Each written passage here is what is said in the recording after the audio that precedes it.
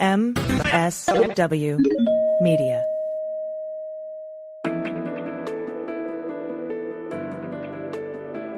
Spy Talk, a podcast at the intersection of intelligence, foreign policy, national security, and military operations. Hi there, I'm Michael Isikoff, and this is Spy Talk. A part of Russia along Ukraine's border is under a state of emergency as Kyiv's offensive in Russia enters its second week.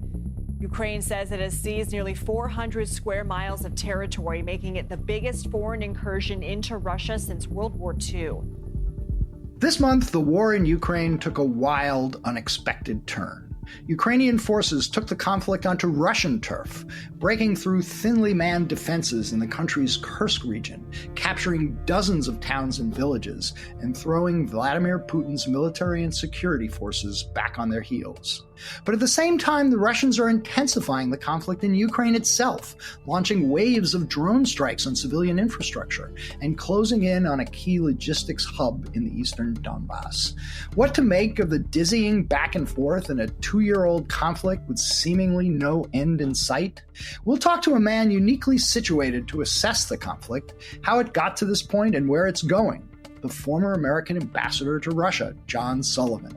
Initially appointed by then-President Trump, he was then kept on in Moscow by the Biden administration and helped formulate this country's response to Russia's February 2022 invasion. An act that, Sullivan writes in his new book, Midnight in Moscow, was as clear an example of an aggressive, illegal war as Germany's invasion of Poland in 1939, which set off World War II. We'll talk to Sullivan about the prospects for the war in Ukraine, as well as his personal upfront observations of Putin, Donald Trump, and Joe Biden on this episode of Spy Talk. Ambassador John Sullivan, welcome to Spy Talk. I want to congratulate you on a really gripping read in your book, Midnight in Moscow. It's rare to get such a candid, real-time view of policymaking in the midst of an international crisis, but you've given us that. You've got fascinating stuff to say about Vladimir Putin and both the presidents you worked for, Donald Trump and Joe Biden. And I have to say, you've got some tough things to say about both of them. And we're going to get to that. But before we do, I want to start out with the recent developments in Ukraine. This month, we've got the Ukrainians invading Russia's Kursk region, even as the Russians make gains in eastern Donbass. Where is this headed? Well, thanks, Michael. First, it's great to be with you. You're very kind to say those things about the book. Pardon me.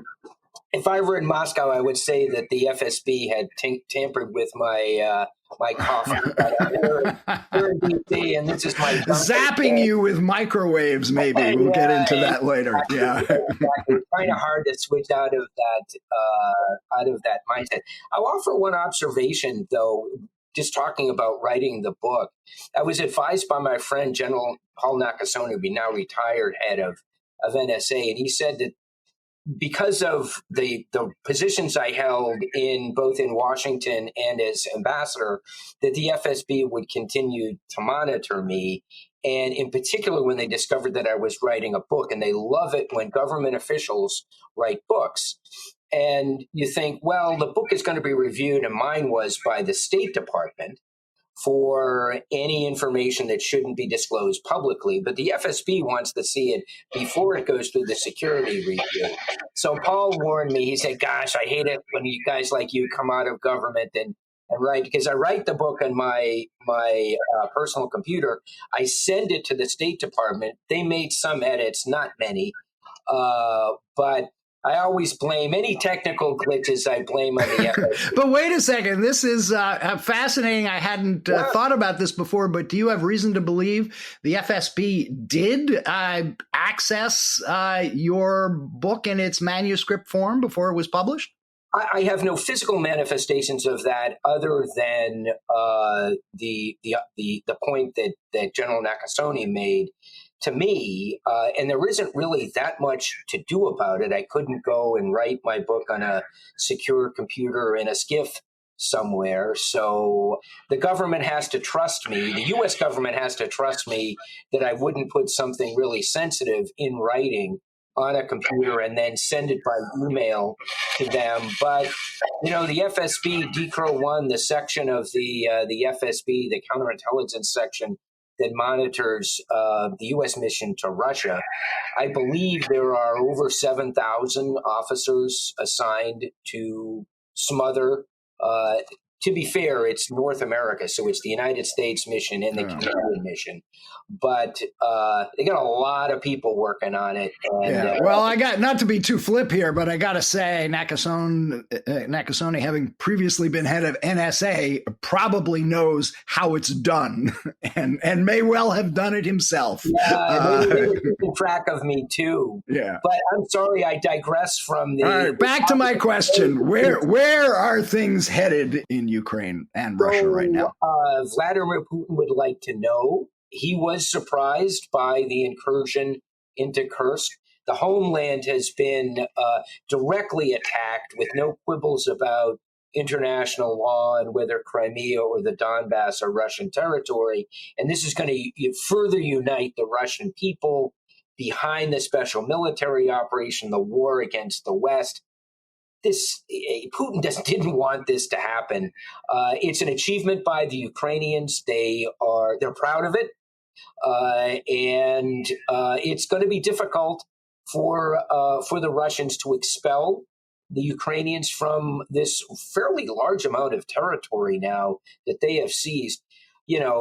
Since the last major territorial shift in the fall and early winter of 22, when the Russians collapsed around Kharkiv and then got kicked out of Kherson. This is the biggest change on the battlefield in territorial gains since then. That said, though, as we pointed out, the Russians have stepped up their drone attacks on civilian infrastructure. Some of the heaviest bombardments since the war began. They're making these gains in eastern Donbass. It's hard to see, who's getting the upper hand here, if anybody, or are we just looking, and I think you indicate this in your book, at what could be an endless war of attrition that goes on for years? Yeah, whether or not the two militaries continue to engage in active combat, my view is it's going to be on a much larger scale. I've drawn on my Irish grandparents, my Irish heritage, Irish Republicans, I will add. My grandfather, when he filled out his census form in 1920, made clear that he had been born in the Irish Free State, which it was then called at the time. But if you look at Belfast and Ulster, provisional IRA, new IRA, and the Protestant militias, they're still whacking each other. There are still walls up. This is going to be a bloody sore on the face of Europe for a long time to come. The Ukrainians aren't going to forgive and forget. So Putin is never going to surrender, as I say in the book, never surrender his objectives to denazify and demilitarize Ukraine. He may need a pause.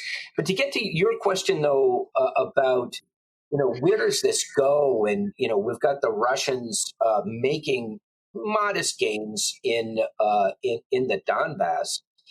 For Putin now, for as long as this incursion has gone on, and there hasn't been an effective response on the ground in Kursk to expel the Ukrainians, it's going to require a lot more effort by Putin and the Russian military and security services, which inevitably, and the Ukrainians will say this, inevitably drain resources that are necessary for the really modest gains they're making in the Donbass. So my prediction is we're going to head into, it's already basically September. This conflict, my prediction is next winter, things aren't going to look a whole lot different. I predict that there will be, the Russians will, as they've done throughout history, rally from the initial setback and swarm the invaders So maybe the Ukrainians get pushed back, but I don't think there's going to be a big change between now and next spring. Well, I mean, in the book, you indicate, I think this war could go on for as long as a decade or more, which is pretty eye-opening. So let me ask you, you've obviously been a stalwart supporter of Ukraine and giving it the arms it needs to resist the Russians. But that's said, it's hard to see a strategy at this point that would dislodge Russia from Donbass and Crimea. Right. If that's the case, isn't the ultimate answer here some sort of diplomatic off-ramp that would likely accepting what is the reality on the ground? The Russians have seized a chunk of Ukraine and they have no intention of leaving. Well, I think I would refer to what one of my former bosses, Mike Pompeo, has said, which is wrote an op-ed for, I believe it was the Wall Street Journal a few weeks ago, and a potential Trump cabinet member speaking, and former Trump Secretary of State, drawing the analogy to the Baltics and the United States never recognizing the legitimacy of the absorption into the Soviet Union of the three Baltic states. I can't imagine. I would never support or urge the United States to recognize the absorption of the 4 oblasts plus Crimea that Putin now maintains have, by lawful means, become part of the Russian Federation. I concede your point that it's difficult to imagine at this point the Ukrainians pushing the Russians out. But look at what they've done in Crimea. I mean, they've effectively pushed the Russian Navy out of Crimea, which was the principal reason why the Russian military was so interested in Crimea to have those naval ports. So, look, it is the ultimate point from my perspective is, and I talk a lot about in the book about support for Ukraine, arming Ukraine. I'm all for that. And when I hear my fellow Republicans, particularly members of Congress, who say things like, why are we defending Ukraine's borders? I don't care what happens to Ukraine. They're focusing on the wrong thing. The most important thing for the United States is to oppose Russian aggression. They're looking at the wrong side of the equation. If this were happening in Poland, Romania, Slovakia, Moldova, I'd be saying the same thing. It's not because I love Ukraine and love Ukrainians. I've been to Kyiv back when it was Kiev in the Soviet Union, or we called it, and I considered it a visit to the Soviet Union, not to the Ukrainian Soviet Republic. This is all about Russian aggression. It happens to be directed at Ukraine, which is why the point of the spear is sticking into Ukraine, but it won't end there. And I draw many analogies in the book to the Second World War and the start of the war in the 1930s and the late 30s. It's the equivalent, and I have to be careful because I'm not saying Putin's Hitler, and I say this in the book, I'm not saying Putin's Hitler, and I'm not saying the Russian Federation is Nazi Germany. But there is a comparison to be made to an American saying in the summer of 1939, why do we care about Poland? All wars end in negotiations. Stop the bloodshed. Let's negotiate. In fact, if you look at what happened in the United Kingdom, and the UK came very close when Churchill gets selected as prime minister. There were many in the UK who thought, we really spare our country, no invasion. We got to negotiate with the Nazis. Lord Halifax, right? You got to be careful with historical analogies. It's not perfect, but that's the way I think of it. We've got to oppose Russian aggression, do all we can to oppose Russian aggression, because if they can do this, they can do anything.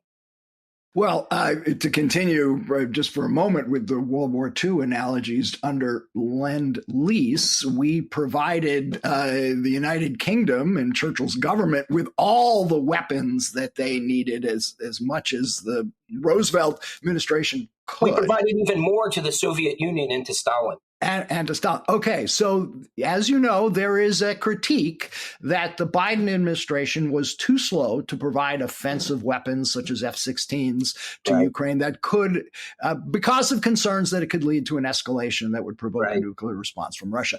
You don't spend a lot of time on this in the book, but you do seem to endorse the view that the Biden White House was too slow, too timid, whatever the word you want to use, to give the Ukrainians what they needed. And it might have made a difference. Is that your view? Particularly on the long-range fires, on the missiles, yes, it might have made a difference. M1A1 tanks, F-16s. Look, there's a question for each of these weapon systems. There are legitimate questions to be asked and answered in the U.S. government. Is this really an effective weapon system to begin with, right? There were arguments about the M1A1 tank, the fuel that it uses. Is it really right for the battle that's being fought in Ukraine? So when you get over that threshold and you're focused then on Putin's so-called red lines, my view was that, and I lay out some other examples in the book, not just about Ukraine, but about our diplomatic relations with the Russians, sort of on a smaller scale, about not provoking them, worried that they're going to close the U.S. embassy. So that sort of small scale.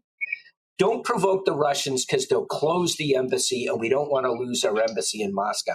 You scale that up on a larger scale to the war in Ukraine, and it's the same view that, we can't allow the Ukrainians to have these weapons that have this long reach into Crimea or into southwestern Russia, because God knows what Putin will do. So let me ask you, as ambassador, as this invasion was happening and the conflict was growing, did you advocate to the Biden White House to provide some of these offensive weapons that it was not providing? Did you speak up on that point? Well, and what kind of response did you get?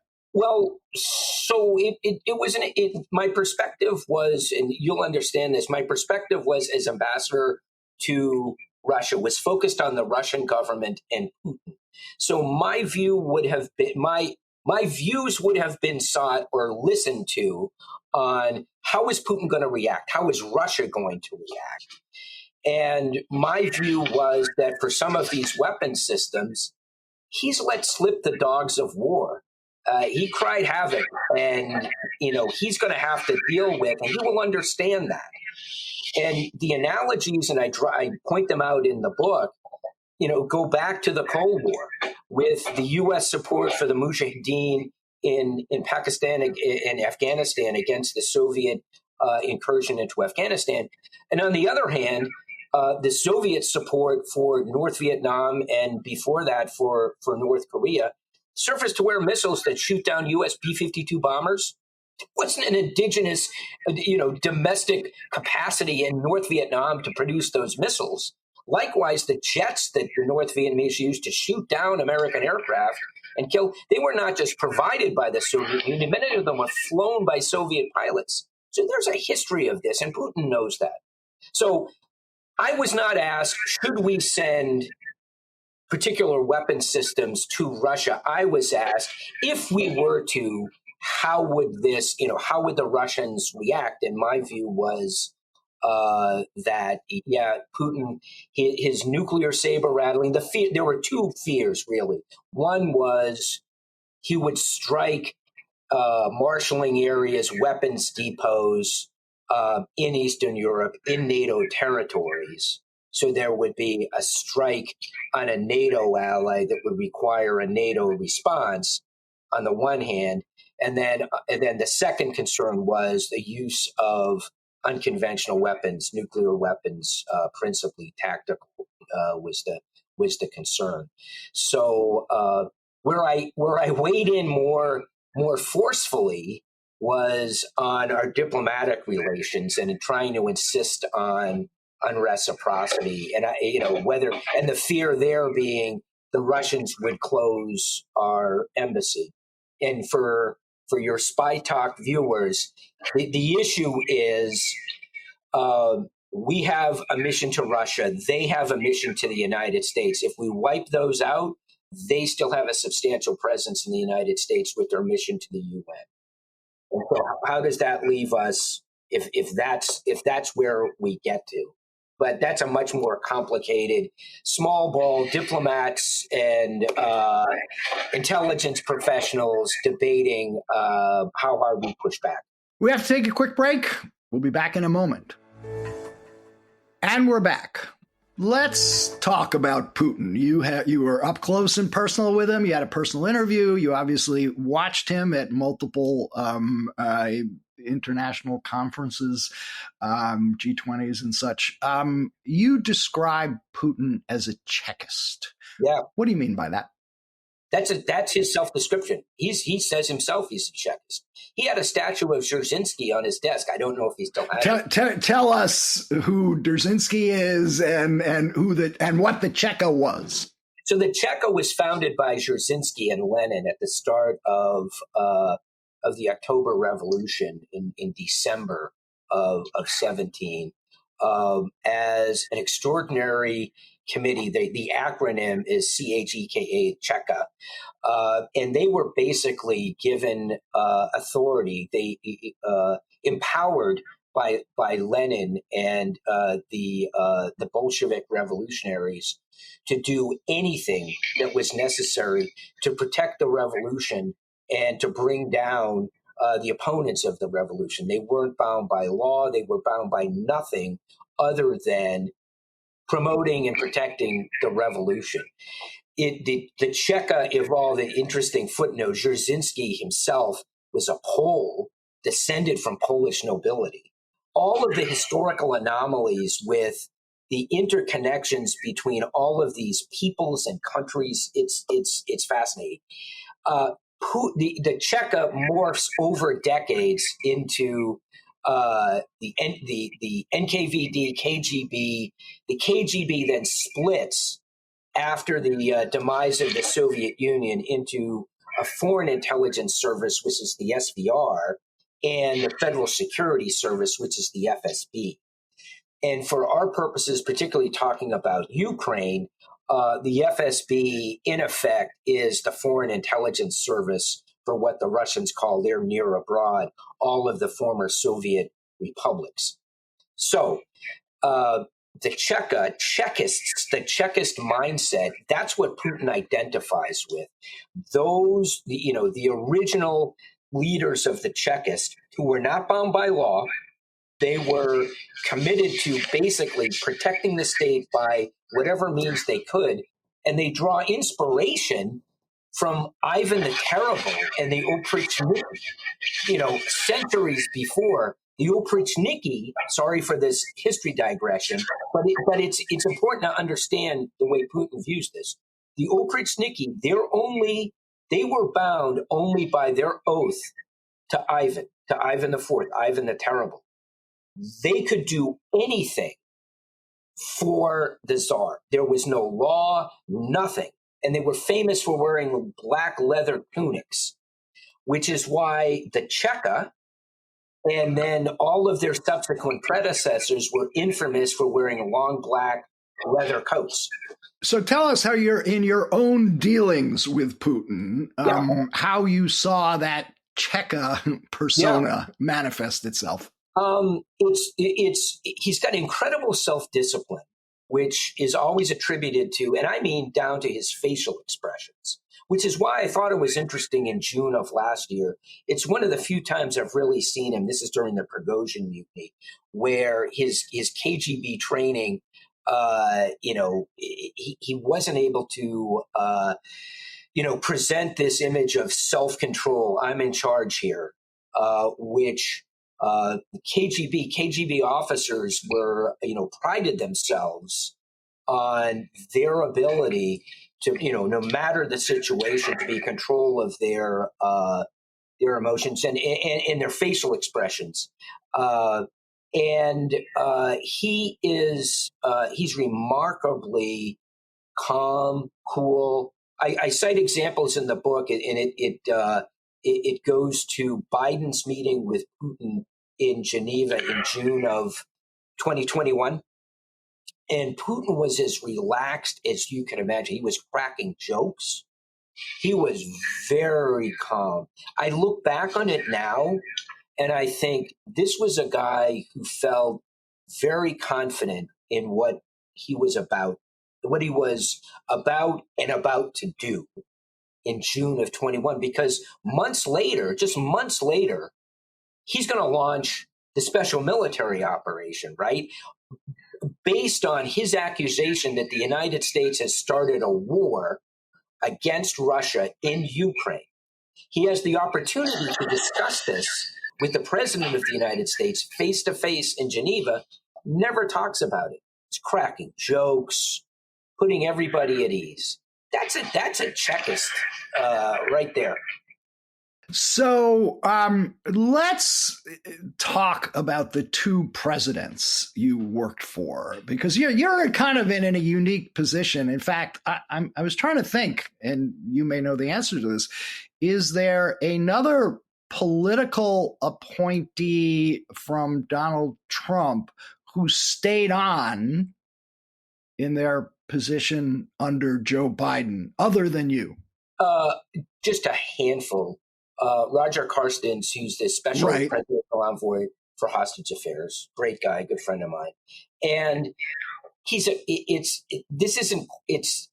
technically the case of a political appointee being held over, but if you know David Satterfield, Ambassador Satterfield was our ambassador to Turkey, and then by the Biden administration, Secretary Blinken brought him back to be, first of all, they kept him as ambassador to Turkey for a time, but he's a career Foreign Service officer. He resigned from the Foreign Service to take a position with the UN monitoring mission in the Sinai. When we brought him back, we wanted to bring him back quickly. We brought him back as a political. Okay. So the short answer to your question is probably no one at my level, Deputy Secretary, Ambassador to Russia level, certainly was bridged, from the Trump administration. That's right. And I should point out, you started out not as ambassador to Moscow in the Trump administration. You were Deputy Secretary of State to Rex Tillerson, the number 2 official in the State Department. But as you point out in the book, and as you referred to earlier, you're a lifelong Republican. You get appointed by a Republican president.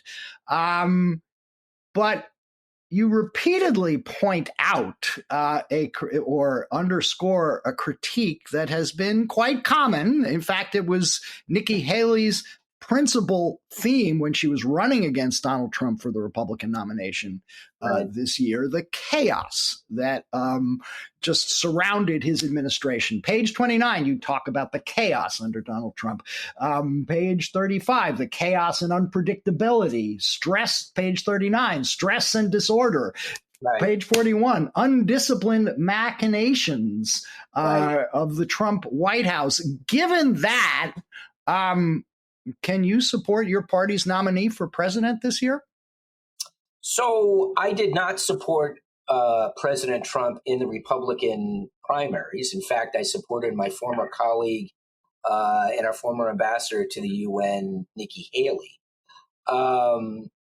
Look, I think the choice that's being presented to the American people in November, I don't support either candidate. I'm going to have to vote for one. And that calculation is something that, it's difficult for me. I've said it before that I'm a lifelong Republican, and that's always been I was about to say the word default, but that's not the case. I was an enthusiastic voter for Republican presidents, starting with Reagan in 80. I would, if and when I vote for Trump in November of 2024, it's only because I believe it's my duty to vote, and it's a binary choice: Harris versus Trump. But you know what? Michael, my perspective on this, and it's something I talk about in the book. The type of political division we have in the United States today, which is pretty bad, as bad as it's certainly been in my lifetime. We're not approaching the 1860 election, but it's bad. That's catnip to the Kremlin. The fact that we can't have a civilized, even on a modest basis, civilized political dialogue. I mean, in some sense, Putin really doesn't care. I mean, Putin could care less about Trump or Harris, Republicans or Democrats. What he really thrives on is division in the United States. And ultimately, what he wants is, and I've talked to my friend H.R. McMaster, who's written a book recently about. He's got his own book right now. Yeah. Our experiences in the Trump administration. He wants to crush our hope in the future. He wants us to think, we Americans to think, we are as bad, we are the same as he and his Czechs and his country. Okay, but Ambassador, some would say that your critique of Trump in this book, chaos, unpredictability, undisciplined, only contributes to that which Vladimir Putin wants, which is to stir up discord in this country. So just back to my question, I want to press you a little bit. You kind of wavered. I mean, are you leaning towards voting for Donald Trump this time or Kamala Harris, or are you truly one of those undecided voters that both camps are targeting their messages to? I get asked this question all the time. My default, as I've said now, is to continue the voting trend I've had for 44 years of voting for the Republican nominee. But when there's a difference between, I at least draw the distinction between wanting to vote and participating in our democracy and making the binary choice between two candidates and supporting Trump. You asked me if people ask me if I support Trump. No. And that's what's clear in my book. My concerns with a Harris presidency. They are what my uncertainty reflects, given how I feel about President Trump, is how much concern I have about a Harris presidency for the future of the United States. All right. Well, we'll get to that, but let's talk about Biden for a moment, because you are also really tough on him in some parts, particularly starting with the pullout from Afghanistan. And you write, the blow to American credibility and standing was in some ways immeasurable. Our chaotic, deadly, and dishonorable withdrawal from Afghanistan ripped open those wounds. And while Americans were debating loudly among themselves who was at fault, Trump or Biden or both, the Russians were making their own assessments and planning accordingly. You seem to be arguing there that the pullout from Afghanistan may have contributed or did contribute to Putin's decision to invade Ukraine. Yeah, so two things. And I try to draw this out briefly in the book. I mean, the Afghanistan withdrawal is one in a series over decades, basically over my lifetime, going back to Vietnam through to Iraq WMD, you name it. American credibility has really taken many hits over time. So when I write about opening old wounds, that's what I'm talking about. And I don't suggest that Putin decides, because remember what happened, it was just the anniversary of the terrorist attack at HKIA was just a few days ago in August. When Putin meets with Biden in June of 21, they talked about Afghanistan. Biden brought it up. The United States, as you'll recall, was looking for counterterrorism platforms in the region in Central Asia. And that was a topic. They spent more time talking about Putin and Biden Afghanistan and the counterterrorism mission that the United States wanted to continue in the region than they did about Ukraine. So it's part of, it's part of the milieu in which Putin decides, to launch the special military operation. It was not my contention that it was a decisive factor. What was, I think, more significant was the general perception of American credibility, America as a stalwart who's going to stand by its principles come what may. Afghanistan was just the most recent example of America from some perspective cutting and running. You mentioned Vice President Harris before. You were obviously, as you write in the book, participated in multiple phone calls, secure phone calls with the National Security Council and the White House throughout the run-up to the invasion and after the invasion took place itself. Did Vice President Harris participate in these calls and meetings you were a part of? And if so, what role did she play? Well, she participated as vice president in the NSC meetings that I was patched into by secure video teleconference from Moscow, and that I've never met the vice president in person or spoken to her directly. I spoke to the president, Right. not just in person and in connection with the Geneva meeting, but on the NSC, those NSC video conferences, but never with the vice president. Did she speak up at all? Did she express viewpoints? Did she participate? I don't. I don't really have a firm memory of her expressing strong views on issues. She probably spoke. I just don't have a memory of it. There are a lot of people weighing in: SecDef, SecState, the chairman, the president, National Security Advisor. She was one of those voices. So a big part of the American response and the Western response was, in addition to providing military aid to Ukraine, what were described as severe sanctions on the Russians, on their economy, designed to basically cripple them and make them unable to sustain the war effort. Here we are 2.5 years later, and the Russian economy seems to be doing okay. Obviously, oil revenues help a lot.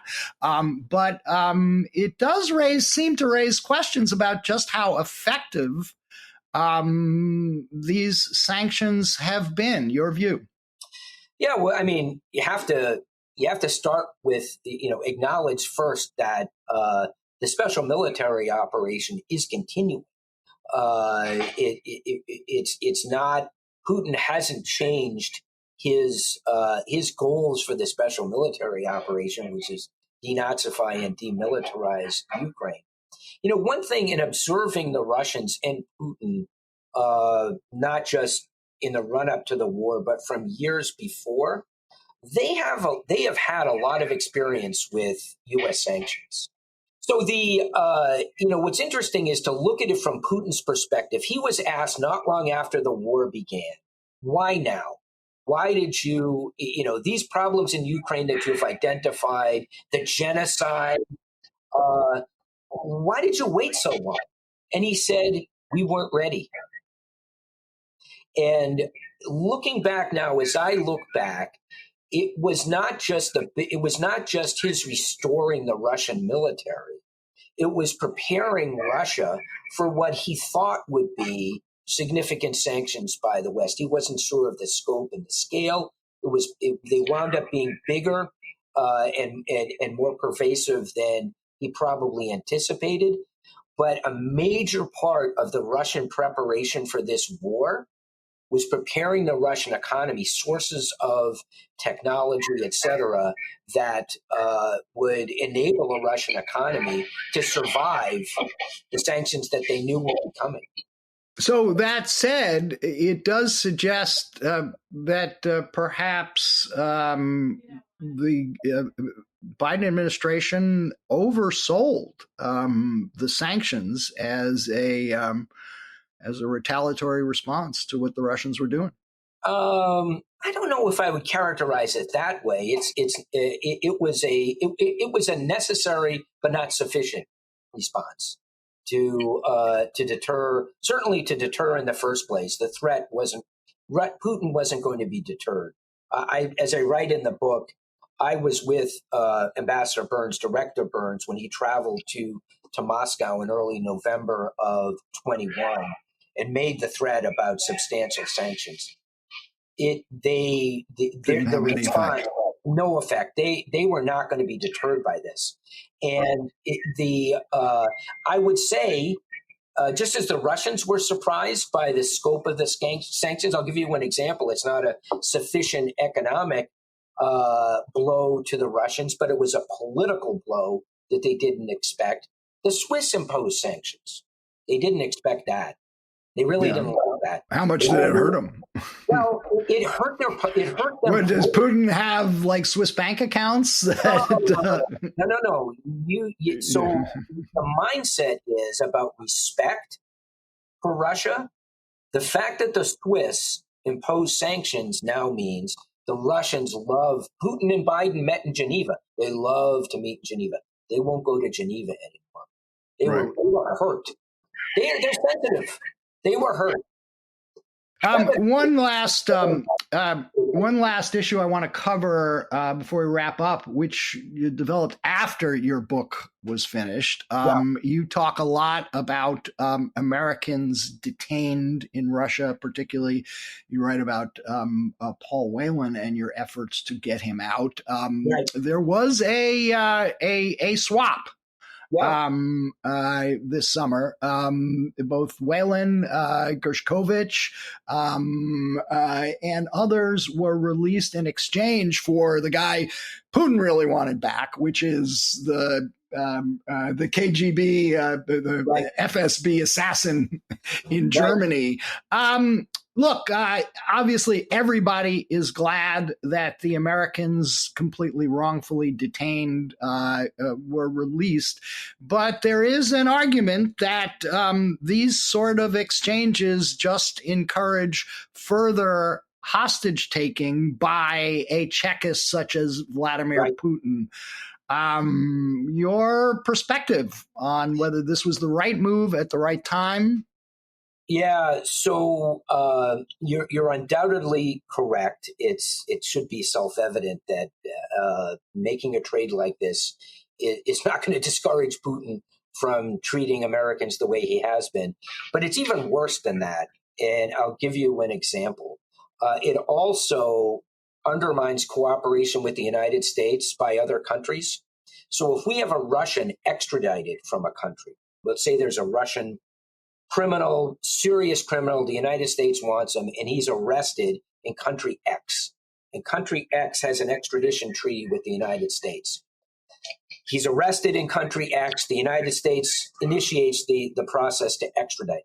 The Russians put enormous pressure on country X, inducements, threats.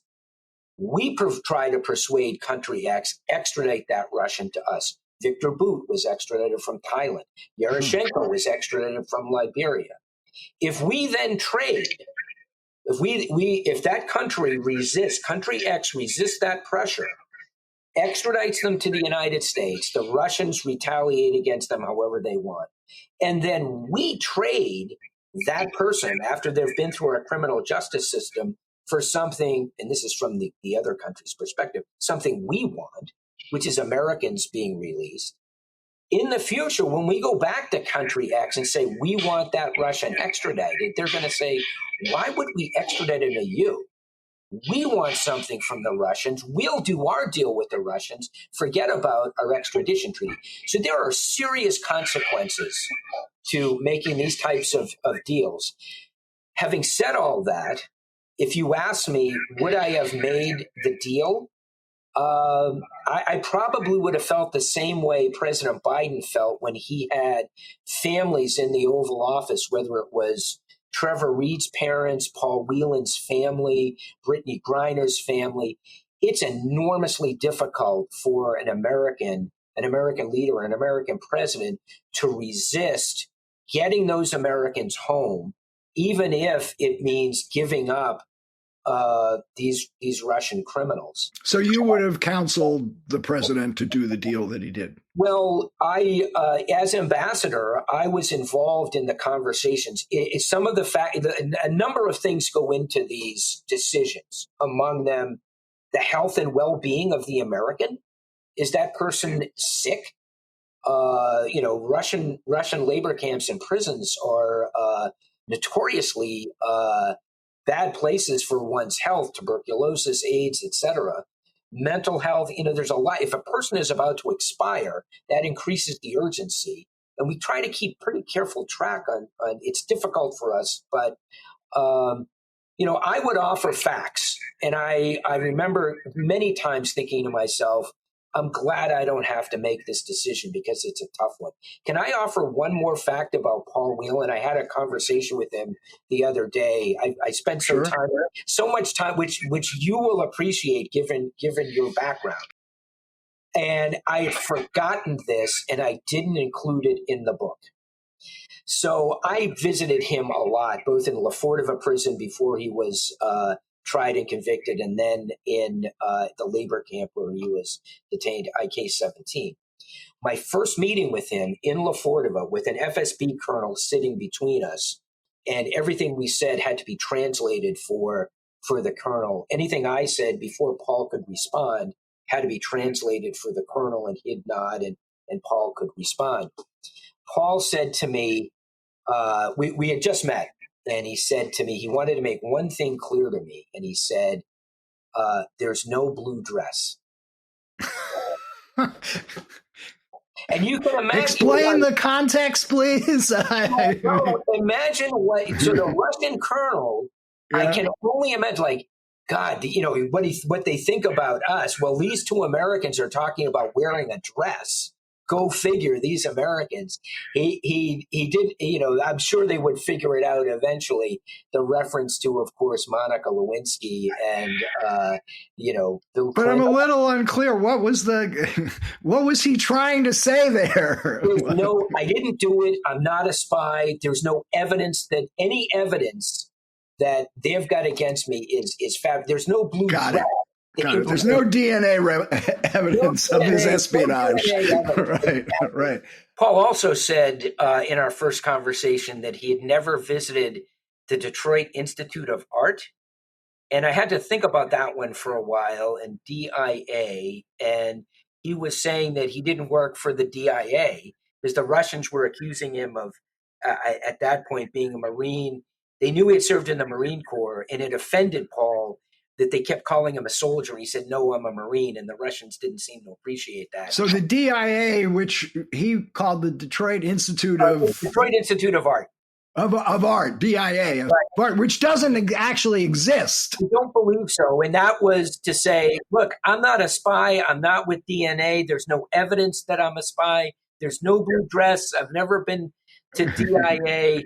The reason he had to talk that way was the FSB colonel wouldn't have let him say it. It would have said, shut up, don't say that. Right. So this was Paul's code. But now that he's back, we're trading stories about our visits together. He promised to make me a hat.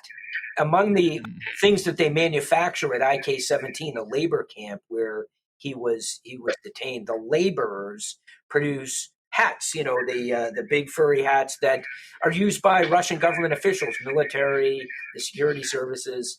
And Paul was wearing one during one of our meetings, and I commented on it, and he said he had made it himself, and I asked him to make one for me, and he said he would. But in our conversation the other day, he said he had made it for me, but that the Russians wouldn't let him take anything like that with him when they finally released him. Well, on that somewhat amusing note to a very tragic overall story. Although with a good ending, now that he's out. Yeah, that was a very good ending. All right, Ambassador Sullivan, I really want to thank you for both a really fascinating talk and and as I mentioned, a gripping read, Midnight in Moscow, a memoir from the front lines of Russia's war against the West. Thanks for joining us on Spy Talk. It was my pleasure. And that's it for this week's Spy Talk. Be sure to check out our complete podcast archive on Apple or wherever you get your podcasts. And if you haven't already, do check out the spytalk.com news site on Substack, where we offer a steady diet of scoops and original analyses on the intersection of intelligence, foreign policy, and military operations. Just Google Spy Talk and you'll find your way there. This edition of the Spy Talk podcast was smoothly produced, as always, by Kanai and expertly edited by Molly Hockey for MSW Media. That's it. See you around. I'm Michael Isikoff. Thanks for listening. For more original reporting and insights like this, subscribe to spytalk.co on Substack and follow us on Twitter at @talk_spy. If you enjoyed our podcast, subscribe and leave a review on Apple Podcasts, Spotify, or wherever you get your podcasts. MSW Media.